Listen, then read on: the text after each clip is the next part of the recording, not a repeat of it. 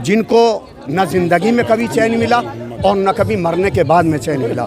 हमारी गुजारिश है कि ये आवाज़ हिंदुस्तान से उठ के बाहर तक जाए और हमें किसी के चंदे की ज़रूरत नहीं है, सिर्फ हमें इजाज़त दी जाए कि हम अपनी बीबी ज़हरा के रोज़े की तामीर करा सकें। हम जो है ये दुनिया को पैगाम देना चाहते हैं कि हिंदुस्तान एक सभ्यता का मुल्क है, यहाँ पर आसार कदीमा की हिफाजत की जाती है। जो हमारे मुल्क में पुरानी बिल्डिंगें हैं, पुरानी इमारतें हैं, उनको महफूज किया जाता है और उनके ऊपर बाकायदा आज पूरी दुनिया देखने के लिए आती है। ये एक बहुत बड़ा मैसेज है जो दुनिया के कोने कोने तक जाना चाहिए। लेकिन सऊदी हुकूमत ने, अब्दुल वहाब ने जो जनाब सैयदा के रोज़े को मिसमार किया था, वो गुजारिश है कि हमें इजाज़त दी जाए कि हम अपनी बीबी के रोज़े की तामीर करें और इंशाअल्लाह पूरी दुनिया को बताएं कि बीबी ज़हरा रसूल इस्लाम की इकलौती बेटी थी। उनको दुनिया ने न ज़िंदगी में चैन लेने दिया था और न मरने के बाद में, यानी शहीद होने के बाद में। सऊदी का मकसद ये है कि वो सिर्फ़ और अहले बैत को टारगेट बनाता है। ये सऊदी का नहीं, हर एक जो जालिम हुकूमतें होती हैं, जो मज़लूमों की हिमायत में बोलती हैं, उनको दबाना चाहते हैं और उनको ये हमेशा चाहते हैं कि ये हमारे मरहून मिन्नत रहें। लेकिन इंसानियत, जिसके दिल में ज़रा सी भी इंसानियत है, वो अपने बुज़ुर्गों को, अपने आसार क़दीमों की हिफाजत करती है। लेकिन सऊदिया ये चाहता है, ये रसूल इस्लाम की बेटी ही नहीं बल्कि रसूल इस्लाम के रोज़े को भी मिसमार करने की इन्होंने कोशिश की थी। टर्किया ने ये आगे बढ़कर बताया कि नहीं, ये रसूल इस्लाम के रोज़े को भी आप तोड़ नहीं सकते। यही वजह है कि रसूल इस्लाम का रोज़ा आज महफूज है। लेकिन आप देख लीजिए जन्नतुल बाकी में जाकर, वहाँ पर न जाने कितना जुल्म होता है। आप देख लीजिए, आपके हिंदुस्तान में भी प्रोग्राम होते हैं, जहाँ पर भी आपका धर्मी प्रोग्राम होता है, उसमें चीज़ों के ऊपर टैक्स नहीं लगाया जाता। ज़्यादा उस पर ज़ोर ये दिया जाता है कि नहीं, जितने श्रद्धालु आएँ उनकी अच्छे से अच्छी खिदमत की जाए। आप इराक़ में जाए देखें, वहाँ पर पानी आपको फ्री में पिलाया जाएगा और सऊदिया में जाइए आप 200 रुपये की 1 लीटर आपको बोतल दी जाती है, क्योंकि उन्होंने अपने इसको बिज़नेस बना लिया। करबला में और हज में यही फ़र्क है कि वहाँ पानी बांटा जाता है और सऊदिया में पानी को बेचा जाता है।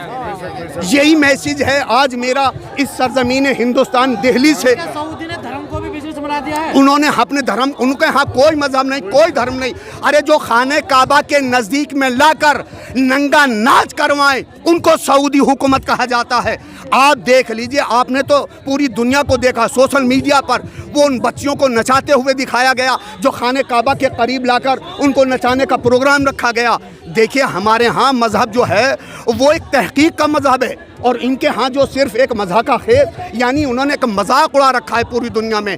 आज पूरी दुनिया देख रही है कि हमारे हिंदुस्तान में, अभी मैंने अपनी तकरीर में कहा, ये एक गुलदस्ता है, यहाँ पर हर तरीके का फूल खिलता है। आप सरजमीन हिंदुस्तान दिल्ली में जंतर मंतर पे यहाँ पर इकट्ठा होकर, जमा होकर आप मेमोरेंडम पेश कर रहे हैं। आप सऊदिया में जाएंगे, आपको कोई मेमोरेंडम नहीं पेश किया जाने दिया जाएगा, आपके ऊपर सख्ती की जाएगी। आप देख लीजिए। पर ये कहा जाता है ये तो ईरान में भी है ना, देखिए वहाँ भी आंदोलन की अनुमति नहीं, वहाँ पर जो हमेशा देखिए, अगर अनुमति नहीं होती तो वहाँ की बेटियाँ आज प्रोफेसर नहीं होती। अगर वहाँ पर पाबंदियाँ होती तो वहाँ की बेटी कोई पायलट नहीं बनती। अगर वहाँ पर पाबंदियाँ होती औरतों के ऊपर तो आज हमारी बेटियों में डॉक्टर नहीं होती। 80% बच्चियाँ डॉक्टर हैं, अच्छी बच्चियाँ हमारी वहाँ पर इंजीनियरिंग कर रही हैं। हिंदुस्तान के तालिब इल्म, हिंदुस्तान की तलबा वहाँ पर कोई मेडिकल में है, कोई इंजीनियर बन रहा है। वहाँ के राजा थे शाह, तो उन्होंने क्यों छोड़ना पड़ा? नहीं, शाह, देखिए शाह जो चाहता था, वो शाह जो चाहता था, डिक्टेटरशिप चाहता था। वो चाहता था कि मेरी हुकूमत मानी जाए। जिस तरीके से यजीद चाहता था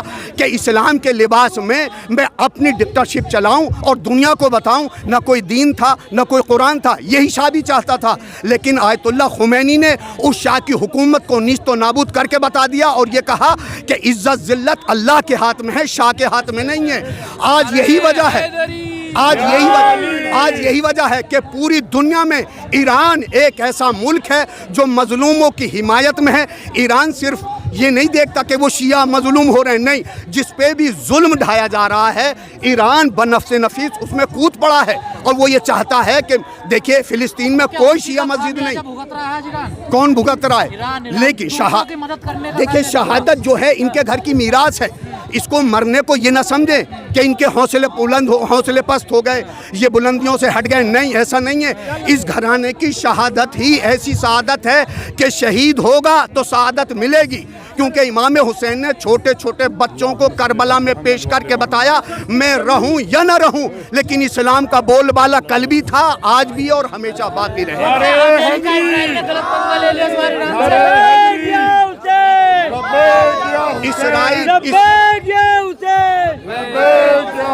इसराइल और अमेरिका ने बहुत बड़ी गलती की है, क्योंकि अभी तक इन्होंने जाहिलों से पंगा लिया था, अब किसी आलिम से पंगा लिया है, और आलिम से पंगा लेना इन्हें बहुत बड़ा नुकसान होगा। और इंशाअल्लाह इसलिए नुकसान होगा क्यों कि इन्होंने देख लिया।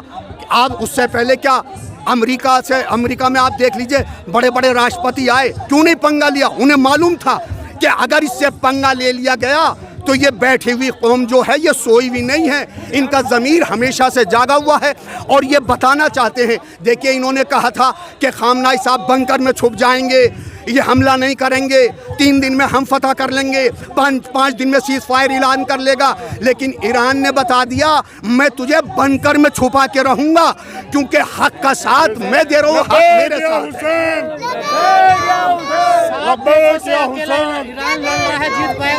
इंशाल्लाह जीत तो हो गई, उसकी जीत हो चुकी है। क्योंकि जीत इसलिए हो गई है क्योंकि ये बताना चाहते हैं कि आसमानी तो हम फतह कर चुके, अब हम ज़मीन से भी तुम्हें जीत के बताएंगे कि कल भी हुसैनियों की जीत थी और आज भी हुसैनियों की जीत।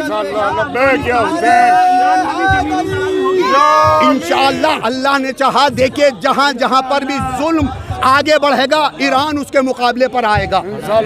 यही नहीं है कि कोई एक मुल्क है, नहीं नहीं, जहाँ जहाँ पर भी इंसानियत की मुखालिफत होगी, मजलूमों को दबाया जाएगा और उसके लिए कोई आवाज़ नहीं उठाएगा, तो सिर्फ ईरान आवाज़ उठाता रहेगा। और अमेरिका ने कहा है कि इतने बम है हमारे पास, ईरान को धुआं करते हैं। इंशाअल्लाह उसके पास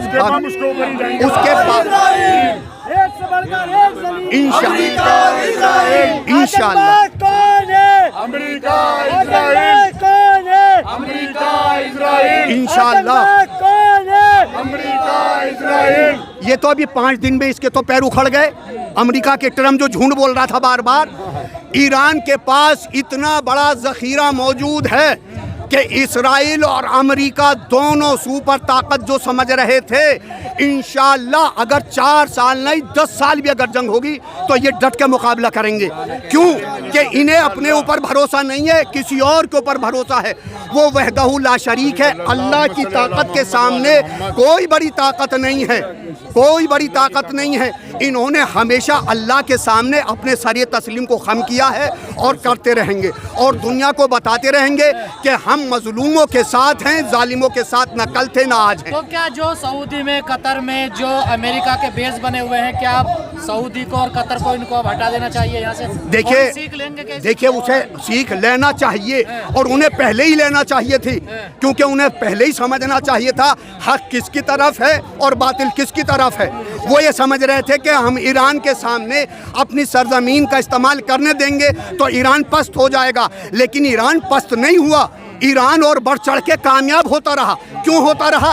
क्योंकि उसके लिए आज हक की दुआ हर एक इंसान के निकल रही है। आज अपने हिंदुस्तान में देख लीजिए, आप अपने कैमरे के उससे ज़रिए से देखिए, अपने तरीके से देखिए, हर जगह हिंदू, मुसलमान, सिख, ईसाई और आपके बेहतरीन जो पढ़े लिखे लीडर हैं, जाहिलों की बात नहीं कर रहा हूँ, जो पढ़े लिखे लीडर हैं वो भी आज ईरान की हिमायत में बोल रहे हैं। इसलिए बोल रहे हैं कि इन्होंने हमेशा मजलूमों का साथ दिया है, और ईरान और हिंदुस्तान के ताल्लुकात आज के नहीं हैं, बहुत पुराने ताल्लुकात हैं। और इंशाअल्लाह जो दुनिया चाह रही थी कि हिंदुस्तान और ईरान के ताल्लुकात ख़त्म हो जाएं, न कल ख़त्म हुए थे, न आज ख़त्म होंगे, न कल ख़त्म होंगे। शुरू तो अमेरिका ने किया, ख़त्म कौन करेगा इसको?